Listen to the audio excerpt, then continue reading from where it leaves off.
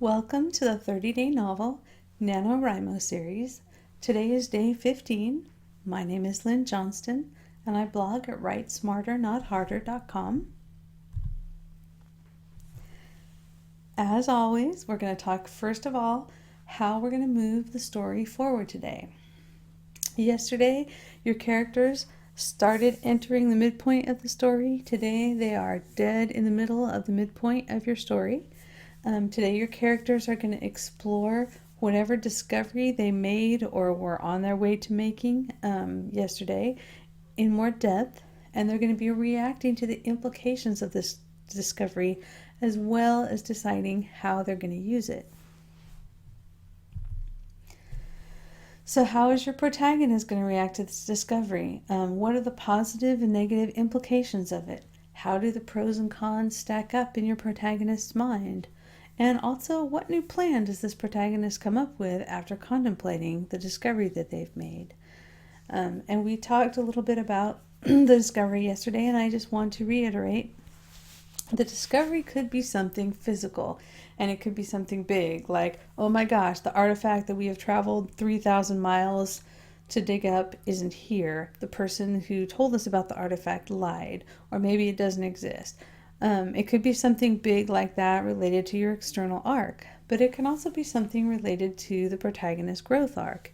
It can be a realization that your protagonist has about the people around him or about himself. Maybe your protagonist has suddenly realized after getting halfway through the quest to discover who his father is, maybe he realizes that what he's not looking for is really his father. Maybe what he's looking for is acceptance, and he's been assuming that if he could just find his long-lost father, he would get the acceptance that he wants. So even if what your protagonist discovers isn't big in terms of the action of the story, it needs to be something that is significant enough that it changes how your protagonist is thinking. And depending on what kind of story you're writing, if you're writing literary fiction or romance, or something where the internal arc is bigger than the external arc, where the character growth is really the main story and what's happening externally is actually the secondary story, you probably want the midpoint of your story to involve a realization or an epiphany or some sort of intangible discovery that the protagonist is going to make. Whereas if you're writing something that's more plot-driven, something that's more about the characters achieving something rather than growing, and of course growth is important there, and I'm not saying if you have a strong external plot you don't have character growth. You can have both of them be strong, but if your external story is more important to the reader and that's the primary story that you're focusing on, then you probably do want it to be something external related to the external story. It could be something that also triggers, if you've got an external discovery, that can still drive the protagonist to make an internal discovery, and that's fantastic. When you can do that, you've linked your internal and your external arcs. So, but whatever kind of story you're writing and whatever the balance is between the internal arc and the external arc, you want to make sure that somewhere in that midpoint there's a discovery that's significant, that changes the direction of the story. It changes what things mean for your protagonist, and it causes the protagonist basically to come up with a new plan or to change the plans that they've already got to take the new discovery into account. And we talked a little bit yesterday about how in some plot structures, a lot of times the first half of the story will be, your protagonist will be more reactive to all the problems that were caused by the antagonist, and then the second half of the story, from the midpoint to the climax, is more about the protagonist going on the offensive and going after the antagonist actively. And you may or may not be using that structure, but if you are using that kind of a structure, and your story has an antagonist that the protagonist must defeat at the climax, this is a great place for you to make sure that your protagonist goes on the offensive and starts becoming more active in terms of how they pursue the antagonist, as opposed to being more reactive and more focused on dealing with what the antagonist is throwing at him or her. So other characters in your story How are they reacting to the negative and positive implications of the discovery that's being made at the midpoint? And does this discovery make things harder for some of them? This is a great point for alliances and loyalties to shift. This could be the point where the protagonist tries to take things in a new direction, and the people who are with him or her, maybe some of them don't agree with what the discovery means, or maybe some of them are just like, I don't care about this discovery, I still want to do what we started out to do. So this is a good place to introduce conflict through dissension in between the protagonist and the protagonist's allies. It's also an opportunity, depending on what your antagonist is doing, to sway things for their side too. Maybe all of a sudden some of your antagonist's minions are going to start to lose faith, and the antagonist is really going to have to crack down on him, or he loses them maybe even because they go, uh-oh, the protagonist just got the sacred gem that we've been searching for. Maybe we're not going to win this after all. So looking at how this discovery fragments both sides is a great way to come up with conflict for the scenes that you're writing today. And also, it's also good for looking for conflict for future scenes too. It's like maybe what the antagonist's minions do, maybe their loss of faith doesn't show up immediately. Maybe it just causes them to go off and think about things that later, maybe later they end up doing something that helps the protagonist or causes them to abandon the antagonist. So whenever you're looking at conflict, we're always looking at what we're writing today, but always there's the opportunity for looking at the brainstorming you do today to uncover opportunities for conflict later in the story. It's possible that as you go back during your pre-writing ritual and your warm-up, you may find that going back to some of the answers in your day 10 brainstorming exercises, that those suddenly provide the seeds for what you're writing on day 25. So looking at conflict, ask yourself, does anyone want to suppress the discovery that the protagonist has made? Do any of the protagonist's allies abandon him or her, turn on him or her, betray him or her? Is the discovery something that maybe we find out that, like at your midpoint, that the protagonist finally discovered the statue that they've been searching for that has some sort of cultural heritage for the protagonist, but maybe this is where the protagonist discovered that one of his allies is going to steal the statue because he wants to sell it on the black market. So this is a great place for betrayal, dissension in the ranks, and for your protagonist basically to find out what his or her allies are really like. This is a great place for your protagonist allies to show their true colors. So also you might want to ask yourself, does taking advantage of this discovery require the protagonist and their allies to demonstrate the discovery's validity?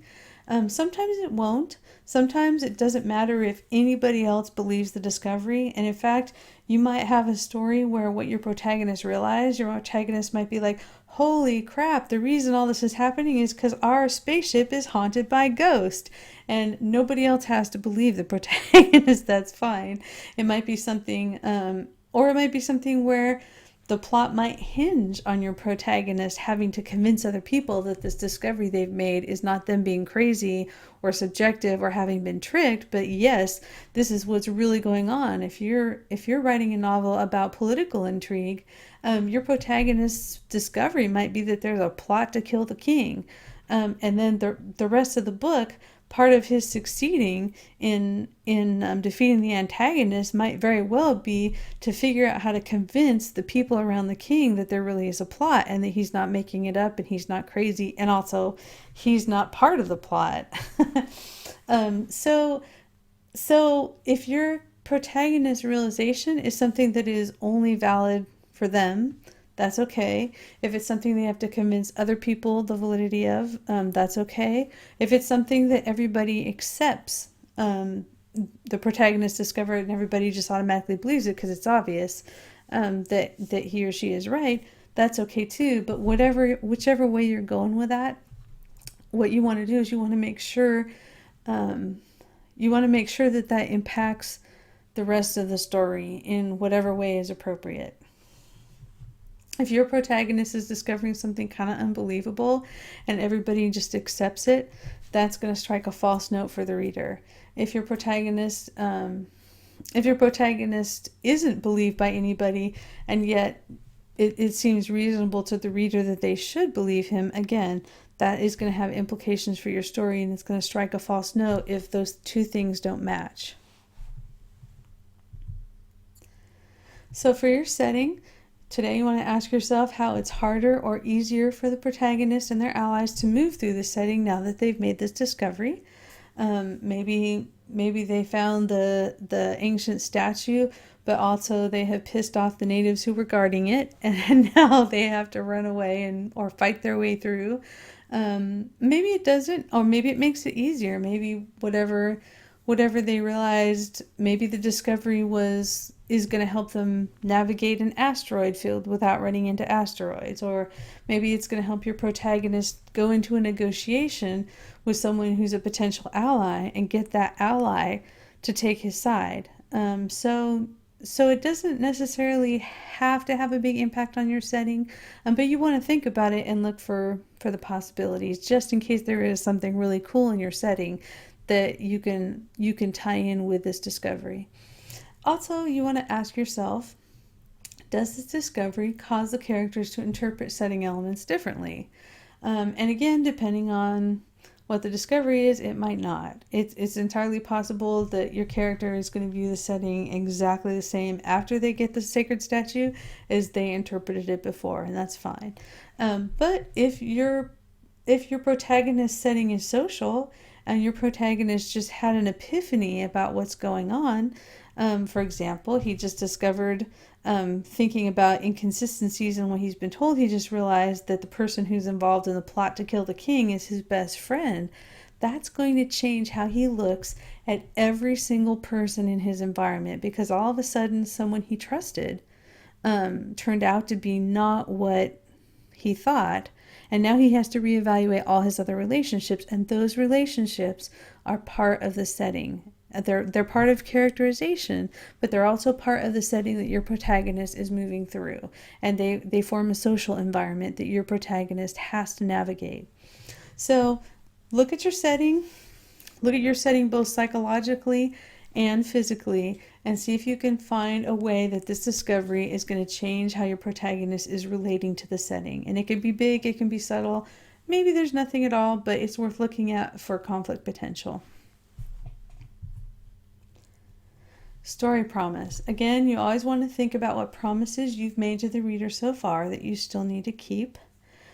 You're halfway through your story, so you've made a lot of promises to the reader. Some of them you're probably not conscious of right now. And I'd like to take a moment to talk about story promise a little bit differently, because I had someone who's watching these videos email me with a question, and it occurred to me that talking a little bit more about what story promise means might be helpful to you. So what do we mean when we talk about story promise? There are so many different ways that you promise things to the reader when you're writing. For example, with tone. If you start your story out and you continue to maintain a tone that's kind of gloomy or gothic, or you have a very lighthearted, funny tone, maybe you have a witty narrator, maybe you have like very taut, fast-paced scenes where the action is just coming along, boom, boom, boom, boom, boom. When you write that first scene and the reader opens the book and they're like, okay, first scene, this is very funny, haha, I love this narrator, he's very witty.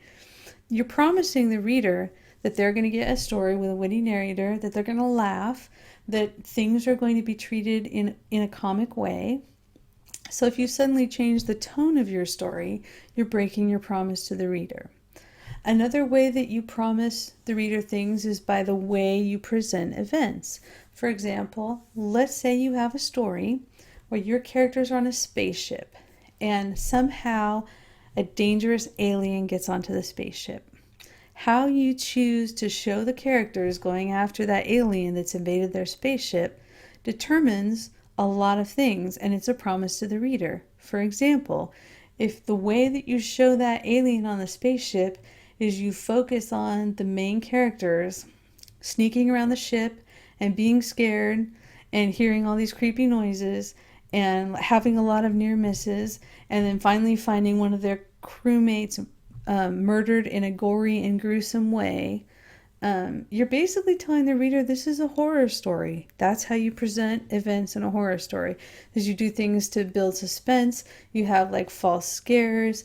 You have characters being really afraid. You focus on the emotion of terror, and you focus on the emotion of horror. Having people be really shocked by terrible things.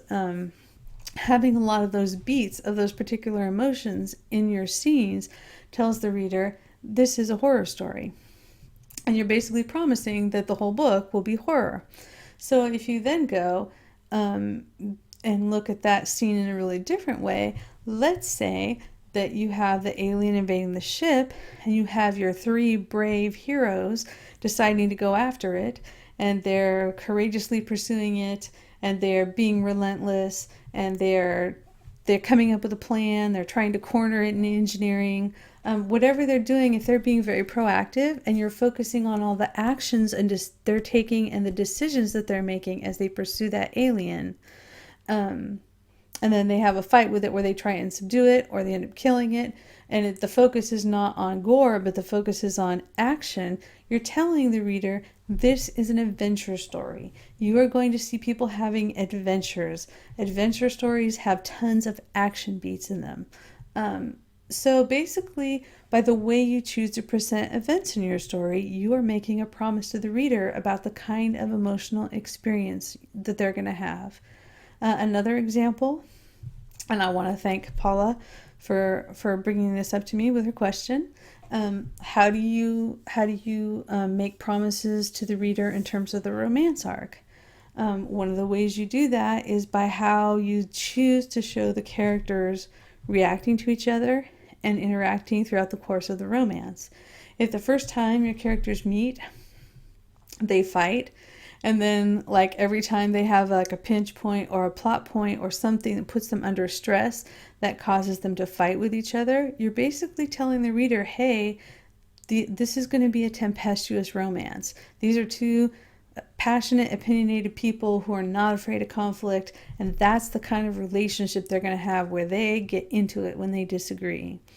On the other hand, you could take that same external plot with the same things happening, and you could decide your characters are going to have a relationship where trust builds very slowly, and you just show them working together. When push comes to shove, you show them working together as a team, even if they disagree with each other, and even if when they're not under pressure, they're kind of trying to go their separate ways. If you basically show them being a team when they've got their back against the wall, you're promising to the reader that that is the kind of relationship these 2 people are developing. And if you suddenly change in the middle of the book how the characters relate to each other in terms of their fundamental strategy, you're breaking a promise to the reader. And here's the thing, it's something that's important to think about, especially if you're a beginning writer, what you want to promise the reader, what kind of a story, what kind of emotional experience. Chances are you're probably already pretty good most of the time keeping promises. Because usually when we have a story, we have a unified vision of what kind of story you want to tell. Probably the most common promise that readers drop has to do with story elements, and we haven't talked about that yet. But basically, if you've heard the rule about Chekhov's gun, Anton Chekhov, the playwright, basically said if there's a gun on the mantle in Act 1, it needs to be fired by Act 3. If you introduce a story thread, a plot about 2 people a subplot about 2 people not liking each other, or a legend about an ancient artifact, and then you kind of like that kind of disappears from the story, and the reader never finds out why those people were fighting or why the legend of the artifact was important, and we never see the artifact. it's not uncommon for new writers to do that. They get great ideas, and then as they keep writing, the story mutates. And that's really normal. But if you don't go back and edit the story to take out the elements that didn't end up paying off by the end of the story, you end up with readers feeling cheated because this really cool legend got introduced and they never found out why it's important. They never saw the prophecy come true. They never got to see the artifact in action. Whatever it is that was introduced and then dropped makes them feel cheated, especially if it was something really cool that you just kind of tossed in there because it was fun and they were like, oh, it's in the story, it must be important. So that's really what we're talking about with story promise. It's not something that you have to sweat if you suddenly realize, oh my gosh, I wrote half of this novel and then I realized that I kind of changed the entire relationship between my hero and heroine, and the first part of the story feels grim and the second part of the story feels like very feisty and passionate. That's okay. That's something you can go back and fix and edit. So don't panic about story promise if you're worried that maybe you've dropped some promises. Your beta readers or your critique partners, they're going to let you know what you've dropped. So you want to think about it, but also people who are reading your story and critiquing it, they're going to tell you, hey, I really wanted to know more about your protagonist's mysterious missing mother, and I don't know why that never got explained in the story. And that'll tell you, whoops, I broke a promise. So, getting started. Always do your pre-writing ritual and some warm-up exercise. Take the time to do whatever you need to do to get into the mindset of your story. And at this point, you're about halfway done with NaNoWriMo. If you've been writing every day, you're probably starting to get into a little bit of a groove. And that's awesome. One of the mistakes that people often make is once they start to get into a groove, they start to feel like, oh, well, I've got it now. I don't need to go and do my pre-writing ritual. I don't need to warm up. I'm good now. I can just sit down and write. And I'm not saying that that's not true for you. It could be. But I do want to say that one of the reasons that people start habits and then break them off, whether it's a writing habit or an exercise habit or diet habit, is they start out with training wheels. They start out with techniques that are designed to help them establish the habit, and they take the training wheels off too soon. And doing this pre-writing ritual, doing some warm-up exercises, these are all things that help you get there without using as much willpower and focus and concentration as it does if you just sit down and open the document and say, okay, I am now going to write. And then you've got a blank document that you have to put words into. So even if it feels like it's taking a little time, don't try and be super efficient by tossing away the training wheels just yet. Give yourself some time to let the habit get really ingrained. There's lots of different opinions on how long it takes to form a habit.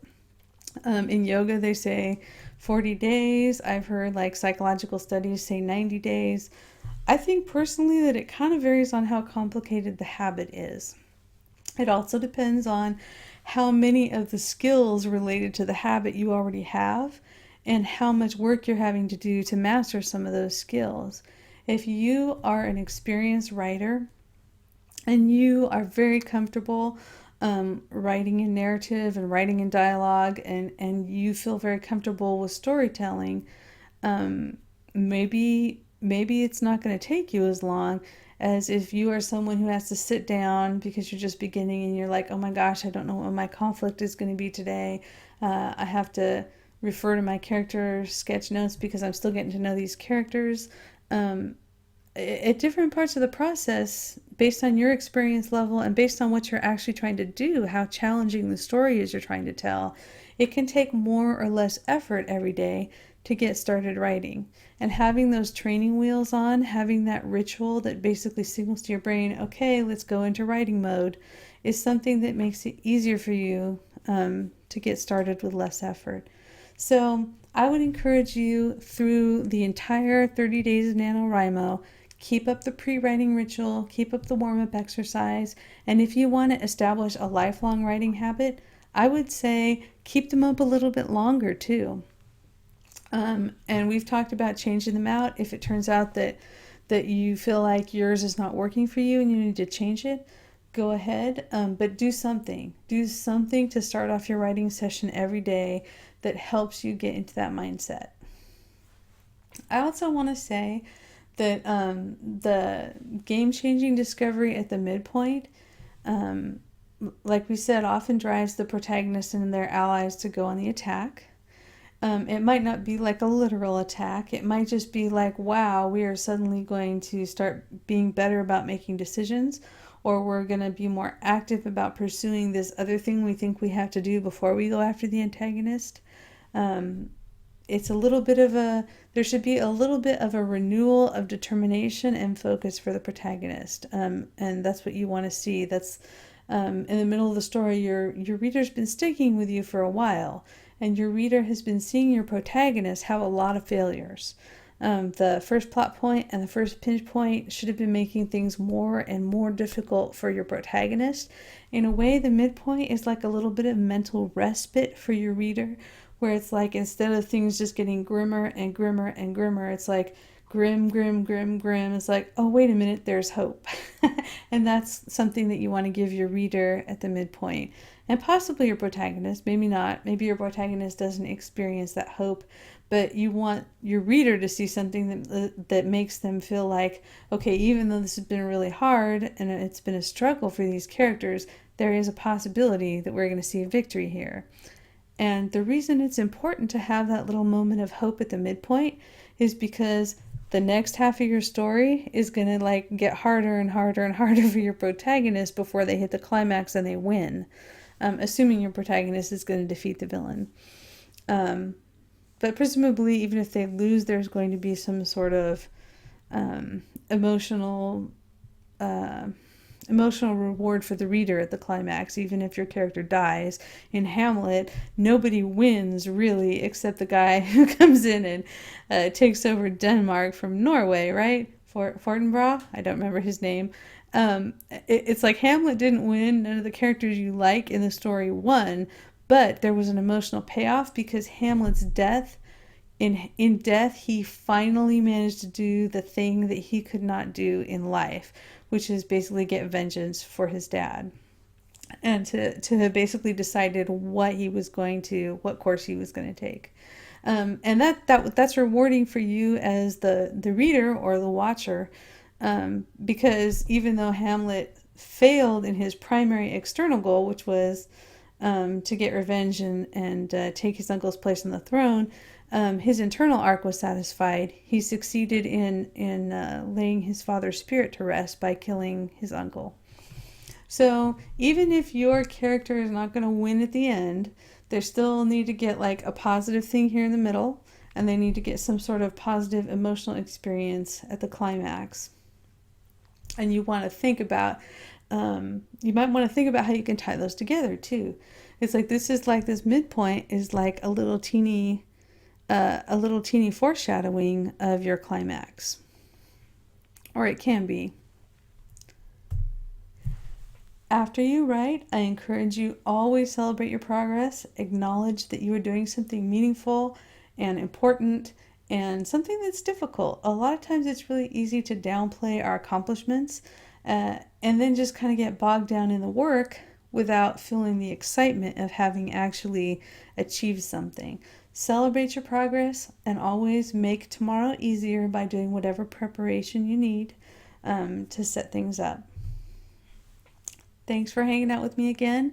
It was great to talk with you about day 15 and the things you need to think about for your story. I hope your novel's going well. Happy NaNoWriMo. Happy writing. I'll see you tomorrow.